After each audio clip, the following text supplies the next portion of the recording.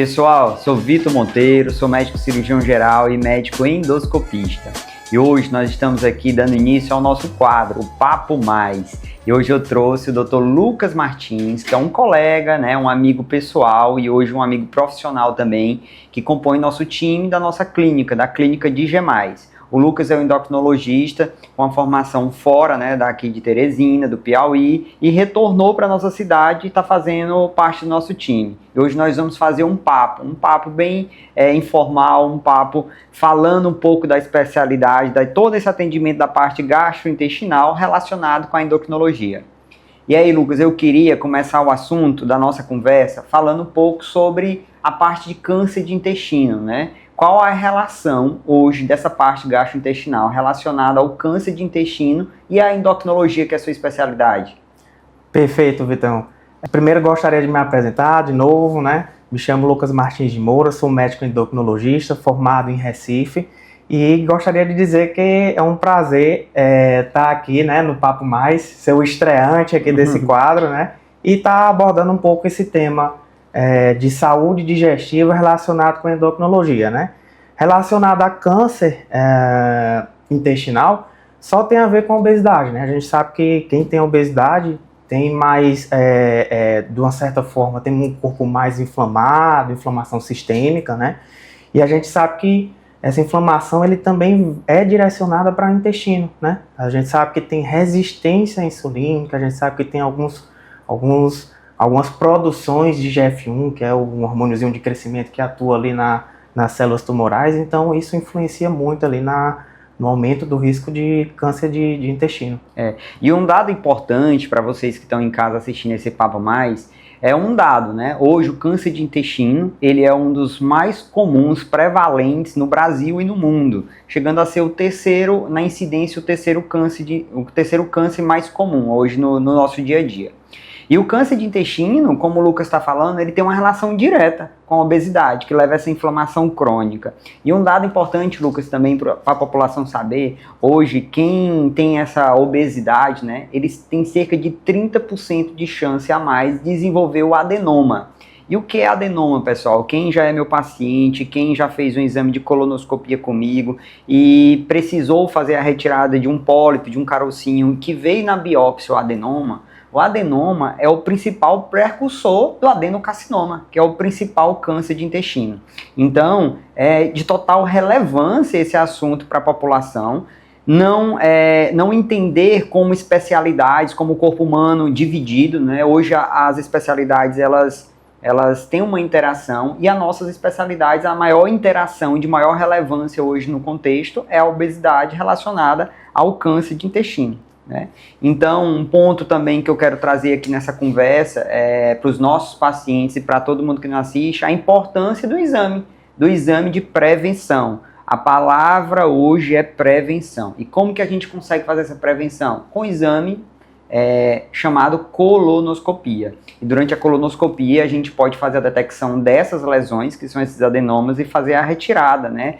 E essa pessoa, como eu brinco no meu consultório, sair, entre aspas, curada. Era uma pessoa que poderia ter no decorrer da vida o câncer de intestino, só que se faz o exame no local apropriado, com médico especialista, com tecnologia, e tudo isso, pessoal, tem para vocês aonde? Lá na nossa clínica, na Digemais, que eu mais falo. Não adianta fazer exame por fazer, Lucas. Não adianta. É o que mais a gente vê percar hoje no dia a dia, o pessoal chegando com exames feitos sem critérios, e isso é importante, né? Então eu aconselho todo mundo, procure um especialista, procure o local apropriado, certifique-se da tecnologia envolvida nesse local, porque a gente está falando de prevenção de câncer. Perfeito, Vitão. E até diminuiu a idade, né, da colonoscopia. Antigamente era 50 anos, como é que tá agora? Isso, hoje os guidelines, principalmente europeu e americano, né, a gente tem uma tendência a orientar, né? Hoje já está, na verdade não é uma tendência, já tá sacramentado, vamos dizer assim, de forma simples. Prevenção do câncer de intestino com exame de colonoscopia a partir dos 45 anos. Então, você que está ouvindo, que está ouvindo essa nossa conversa, esse nosso papo mais, né? Saiba, seja uma pessoa propagadora de informação que pode salvar a vida de alguém. Então, se você ou alguém conhecido tem mais do que 45 anos, realize sua prevenção do câncer de intestino. Uma coisa, Lucas, que eu falo muito no meu consultório, e vou agora soltar o gatilho para você falar também que isso pode salvar vidas, uma compreensão, né? O que eu falo? O homem não faz a prevenção do câncer de próstata? A mulher não faz a prevenção do câncer de mama e do colo de útero? Pois o homem e a mulher têm que fazer a prevenção do câncer de intestino a partir dos 45 anos com o exame de colonoscopia. Perfeitamente. E lembrar que se a obesidade pode aumentar a incidência de adenoma e de câncer de intestino, trata ela também, previne câncer de intestino, né?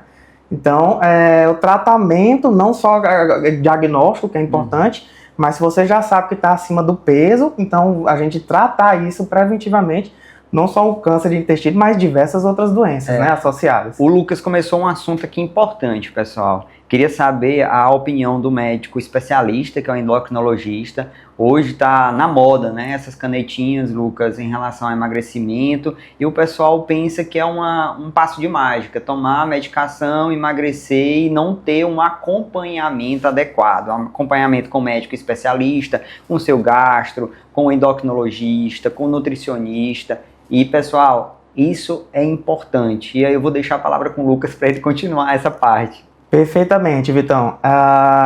Realmente, assim, a questão da obesidade não é só perder peso, né? Perder peso é um detalhe do tratamento da obesidade. Quando a gente fala em tratar a obesidade, a gente está falando em perder peso, mas tratar todas as doenças associadas. Então, evitar, por exemplo, o aparecimento de câncer de intestino, evitar o aparecimento de diabetes, evitar esteatose hepática. Então, envolve... tratar a obesidade envolve tratar múltiplas doenças, envolve prevenir múltiplas doenças, né? E aí, se fosse muito fácil assim, eu não estaria aqui, né, Vitão? Se você só usar Mounjaro aí, como o pessoal tá fazendo, eu não estaria aqui. A questão não é só perder, é perder e manter, né? Então, quem daí que já conseguiu perder peso e reganhou, né? Então, a gente tá aqui para ajudar você a perder e tentar manter aquele peso perdido, porque é isso que sustenta os benefícios que você ganha com a perda de peso. E não existe uma saúde digestiva adequada se não tiver uma saúde metabólica e o controle de obesidade adequado. Então muitos pacientes chegam lá no meu consultório, doutor, tô sentindo isso, doutor Vitor, tô sentindo aquilo, tal. E a gente tenta trazer esse contexto do tratamento como um todo, principalmente controle metabólico, endócrino e da obesidade, para ter uma boa saúde digestiva. E aonde é que vai ter tudo isso disponível para todo mundo? Lá na nossa clínica de G+, a gente tem uma preocupação, né? A gente tem essa preocupação em trazer esse atendimento de multiespecialidades, e uma multiespecialidade que está muito envolvida no contexto dos pacientes que me procuram da parte digestiva é o endocrinologista. O Dr. Lucas vai estar à disposição lá na clínica para a gente fazer esse acompanhamento. Então, fica a dica aí. Lucas, agora eu queria também entender, queria conversar aí com você, né, dessa parte endócrina, além do câncer de intestino. Qual outro assunto está relacionado às nossas especialidades, a parte de gastroenterologia com a endocrinologia? Qual é outra doença gastrointestinal que um paciente pode desenvolver também associada à obesidade? Perfeitamente. Tem uma bem comum aí no dia a dia que é o refluxo, né, Vitor? Então, quantas doenças dispépticas, quantos refluxos você tratou e ele voltou, né? E aí o paciente chega e diz assim, doutor, meu refluxo sempre volta, né? E às vezes está associado àquele paciente que está um pouquinho acima do peso, e a gente sabe que a obesidade também atrapalha esse tratamento do refluxo, né? Ele está associado, então perder peso diminui ali a pressão abdominal e consequentemente diminui o refluxo. Então, se você teve múltiplas recidivas de refluxo, talvez tratar seu peso também ajude no tratamento do refluxo, né? Com toda certeza, Lucas. Outro assunto comum no nosso consultório, né? Muitos pacientes chegam com essa queixas dispépticas e da doença do refluxo. E o que eu mais falo, eu converso com eles, eu passo lá meia hora, 40 minutos, 50 minutos explicando que não adianta pensar que ele vai entrar no nosso consultório, eu não sou esse médico, o Lucas também não é, que vai puxar uma receita e vai dizer assim, tá aqui sua santa cura do seu milagre, que você vai ficar bom do seu problema de saúde digestiva, endócrino com essa medicação. Não existe isso, pessoal. Então não caiam nessa farsa de que vão entrar no consultório e vão sair com a receita milagrosa. Problema gastrointestinal e endócrino, o paciente tem que entender o tratamento do contexto geral, entender como é a fisiologia, a fisiopatologia dessa doença, né? E a doença do refluxo é uma doença comum. E como que a gente trata, Lucas? O tratamento que eu costumo dizer para eles, né? Acredito que você também, primeiro passo é a parte alimentar. Então, se o paciente não tem um controle alimentar, com alimentação mais saudável, que hoje em dia no nosso meio é muito difícil a gente conseguir uma alimentação saudável, não vai dar certo. Segundo ponto é a atividade física. O paciente não consegue evoluir no seu tratamento se não tiver essa atividade física. E o terceiro é remédio, né? Então, e essa atividade física é para quê? Para o controle metabólico, controle de obesidade que está implícito aí na doença, né? Perfeito, Vitor. Você falou uma coisa muito importante aí, né? Não é só usar remédio. Então, é uma coisa que vem muito no meu consultório, né? Às vezes, não, eu vim para perder um peso e tudo, e queria usar o Mounjaro, né? Já assim de cara. E aí a gente pergunta, você está fazendo atividade, você está fazendo dieta? E aí, não, eu vim aqui primeiro, aí eu vou primeiro tomar para depois fazer... Cara, não, isso é o básico, é como se fosse uma pirâmide, né? Então, a base da pirâmide é dieta e atividade física. E aí entra os detalhes ali, que é os medicamentosos, a equipe multiprofissional ajudando também com algumas informações, mas a pessoa tem que ter alguma coisa ali, alguma ajuda dele por fora, além das medicações, para a gente poder ter uma eficácia no tratamento. Né? Ei, Lucas, a gente tocou nesse assunto agora dessas medicações. Eu queria saber de você, que é especialista, endocrinologista, o que implica, quais são os riscos do uso, como está acontecendo o uso hoje dessas medicações de forma sem acompanhamento médico? O que esse paciente, o que essa nosso familiar, que hoje a gente vê até dentro da nossa família muitas pessoas utilizando sem nem ter um acompanhamento. O que isso pode implicar na saúde dessas pessoas? Perfeito, Vitor. Primeiro lembrando que toda medicação ela tem efeitos colaterais, né? Então, é muito importante que seja guiado com um médico profissional, capacitado para aquilo, para que a gente saiba usar a medicação, ajustar, e quando tiver um efeito colateral, você saber como conduzir, né? Então, o que a gente muito vê, principalmente com as canetinhas, é um uso indiscriminado, guiado por pessoas que não são profissionais capacitados para isso. E aí, às vezes, também, está tendo aquele muito uso indiscriminado, daquelas canetas ainda que nem foram aprovadas e tal. E qual é o nome dessa caneta aí? A Retratutida. Mesmo. Ele tá ainda em estudos, né? Eu acredito que vai ser aprovado. Mas assim, a gente tem um compromisso aqui com a segurança do paciente, e a gente não pode, assim, porque eu acho que vai ser aprovado, tá usando a torta e a direito, né? Tem que esperar os estudos sem acompanhamento, sair. Esse é o ponto, né? Exato, sem acompanhamento. Exato. Então, às vezes, Vitor, o pessoal chega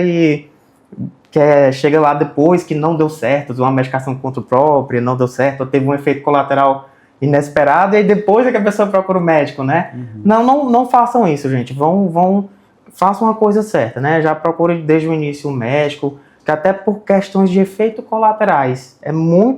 Quando você vai guiada, a gente consegue conduzir de uma forma que vem muito menos efeitos colaterais da medicação do que você tomando ali por conta própria. Sem controle. Sem controle. Sem controle e sem atividade física, sem controle alimentar, e tudo vai voltar quando parar de tomar a medicação, né? Perfeito, exatamente. Então, hoje eu trouxe o Lucas aqui nesse nosso Papo Mais para trazer essas informações para vocês e dizer, né, o contexto lá na nossa clínica, na clínica de G+, vai ter todo esse acompanhamento multidisciplinar. Você que está passando por algum desses problemas que a gente comentou aqui, ou obesidade, ou tem mais do que 45 anos, ou tem algum sintoma gastrointestinal, não fique tomando medicação sozinha, sem acompanhamento do seu médico especialista. Procure a ajuda do especialista e procure a ajuda de um local que tenha todo esse cuidado para você. E Lucas, outro assunto que eu queria trazer aqui na nossa conversa, né? Outro assunto que está muito comum no nosso consultório, né? Que é a disbiose, que é essa alteração, vamos dizer assim, de uma forma mais simples, das bactérias do nosso intestino. Quais são os sintomas mais comuns que você está ouvindo no seu consultório? Como é que você tem conduzido esses pacientes? Qual é a relação da nossa especialidade em endocrinologia relacionada à disbiose? Perfeitamente, bom tema, Vitão. Hoje, no meu consultório, eu pego muitos sintomas de fadiga, né, de cansaço. E aí, dentro da endocrinologia, a gente faz a investigação para ver se a pessoa não tem anemia, uma deficiência de ferro, dá uma olhadinha nos hormônios da tireoide, dá uma olhadinha em algumas vitaminas para checar se tem deficiência ou algum problema hormonal que justifique aqueles sintomas, o cansaço, né? Uma coisa importante também, que vale a pena lembrar, é o sono, né? Então, hoje em dia, o pessoal está dormindo muito ruim, com péssima qualidade, e isso tem extrema correlação com o cansaço. Agora, uma coisa que o pessoal esquece muito é exatamente a disbiose. Então, às vezes, a pessoa, eu tô cansado, eu tô percebendo que não estou funcionando normal, e também estou com estufamento. Estufamento está muito comum, né? Muito comum, né? Então, e aí a gente solicita os exames e tudo e não acha nada.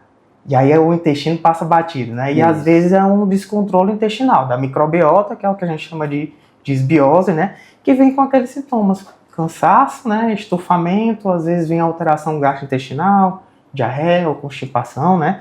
E aí é onde entrelaça novamente a endocrinologia com a gastro, né? Pronto. E esses pacientes, o Lucas descreveu bem o quadro deles, né? Eles são um paciente que a gente faz uma investigação completa de alguns sintomas como fadiga, entre outros, e tá tudo normal. E a queixa prevalente dele, ele diz, doutor, eu acordo bem, mas no decorrer do dia eu vou ficando estufado, como se fosse um balão. As mulheres começam a dizer para mim, parece que eu acordo bem e à noite eu tô grávida, né? Elas falam muito isso. Então isso tem que acender o nosso alerta para a disbiose, e um dos exames que...